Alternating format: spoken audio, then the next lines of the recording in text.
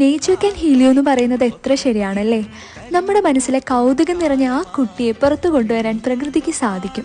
ആ കൗതുകവും കുട്ടിത്വവും നിലനിന്നിരുന്ന കാലത്ത് നമ്മളുടെ ജീവിതം എത്ര സന്തോഷവും സമാധാനവും ഉള്ളതായിരുന്നല്ലേ.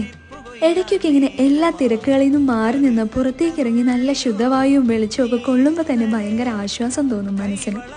പണ്ട് എൻ്റെ അച്ഛമ്മ പറഞ്ഞു കേട്ടിട്ടുണ്ട്, തുമ്പികളിങ്ങനെ താഴ്ന്നു പറന്നു കഴിഞ്ഞാൽ അന്നത്തെ ദിവസം മഴ പെയ്യുന്നു.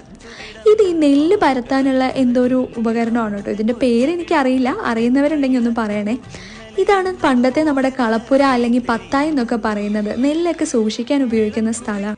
നെല്ലും അതിൻ്റെ കൂടെ തന്നെ നെല്ല് കൂട്ടാനും പരത്താനും ഒക്കെ ഉപയോഗിക്കുന്ന പലതരം മുറങ്ങളും ഇവിടെ ഉണ്ട്. മഴയുള്ള ദിവസങ്ങളിൽ നമുക്ക് വെയിലത്തിടാൻ പറ്റാത്തത് കൊണ്ട് ഈ പത്തായിപ്പുരയ്ക്ക് അകത്ത് തന്നെ നമ്മളിങ്ങനെ കാലുകൊണ്ട് നെല്ല് ചിക്കി പരത്തിയിട്ട് കാറ്റത്ത് ഉണങ്ങാനിടും. ഇപ്പോഴത്തെ ഈ ക്ലേ തെറാപ്പി, മഡ് തെറാപ്പി എന്നൊക്കെ പറയുന്നത് പോലെ ഇത് നമുക്കൊരു നെല്ലുണക്കൽ തെറാപ്പി എന്ന് പറയാം. അത് ഭയങ്കര റിലാക്സിങ് ആയിട്ടുള്ള ഒരു കാര്യമാണ് കേട്ടോ. ഇനി നമ്മൾ പച്ചക്കറി തോട്ടത്തിലേക്ക് കടക്കുമ്പോൾ ആദ്യം നമ്മുടെ തുവരക്കയാണ് കേട്ടോ. ഈ പാട വരുമ്പോഴത്തേക്ക് നമ്മൾ സ്ഥിരമായിട്ട് വെക്കാറുള്ളൊരു കാര്യമാണ് തുവരക്കയും പയറും ഒക്കെ. പാലക്കാട് ജില്ലയിൽ ഒട്ടുമിക്കവർക്കും അറിയായിരിക്കും, പക്ഷേ മറ്റ് ജില്ലയിലുള്ളവർക്ക് ഈ തുവരക്ക എന്താണെന്ന് അറിയില്ല. ഇത് ഉണക്ക തുവരക്കയും പച്ച തുവരക്കയും ഉണ്ട്. അപ്പോൾ പാടത്തിൻ്റെ സൈഡിൽ നിന്ന് നമുക്കിങ്ങനെ പയറും തുവരയൊക്കെ കിട്ടും. അങ്ങനെ നോക്കിക്കൊണ്ടിരിക്കുമ്പോഴാണ് ഒരു മത്തൻ അവിടെ ഒളിഞ്ഞിരിക്കുന്നുണ്ടായിരുന്നു ഇലകൾക്കിടയിലായിട്ട്.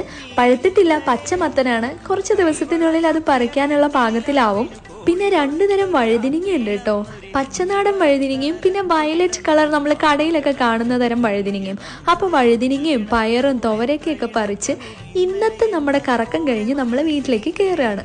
അപ്പോൾ ദേ ഒരു ബക്കറ്റ് നിറച്ച് പച്ചക്കറി കിട്ടിയിട്ടുണ്ട് കേട്ടോ.